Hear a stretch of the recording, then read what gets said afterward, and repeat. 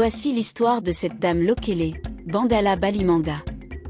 Son commerce consistait à acheter des pailles à Isangui et à Afela, des pirogues chez les peuples Manga pour ensuite écouler ses marchandises au marché de Stanleyville.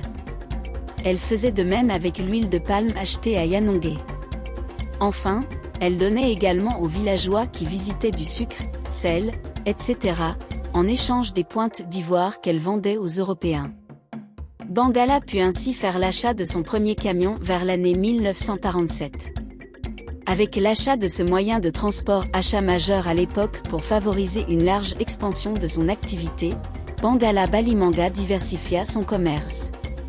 Elle commença à entreprendre le voyage Stanleyville, Opala, Banalia, Bafouazende, Bambolé.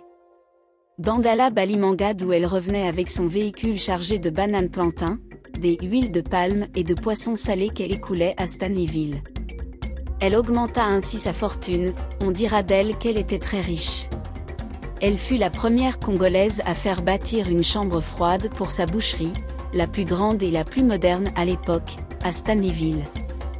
La fortune de Balanga laissa de nombreuses légendes. L'une des plus répandues est celle d'avoir tenté d'acquérir son propre avion et de construire son propre aéroport. L'autre est celle d'avoir demandé qu'on lui confectionne un habit unique au monde, un habit que personne d'autre qu'elle n'aurait porté.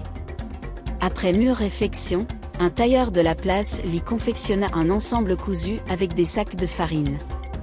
Elle ne trouva pas cela drôle, quoique l'histoire fit le tour de la région.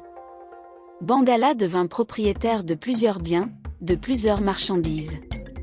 Pour son commerce, la possession d'un endroit approprié devint nécessaire. Elle loua un bloc d'immeubles de 2 étages comprenant 12 appartements et 14 magasins au rez-de-chaussée, 6 places du marché numéro 2, à la commune Stanley. Elle paya ensuite, le 13 septembre 1961, le 10 blocs d'immeubles à ses propriétaires, messieurs Stefano Papanicolo et Nestor Toussaint au prix convenu de gré à gré et fixé à 2 200 000 francs congolais. Une vraie fortune. Il n'en fallait pas plus pour qu'on commence à chuchoter qu'elle était la femme la plus riche du pays.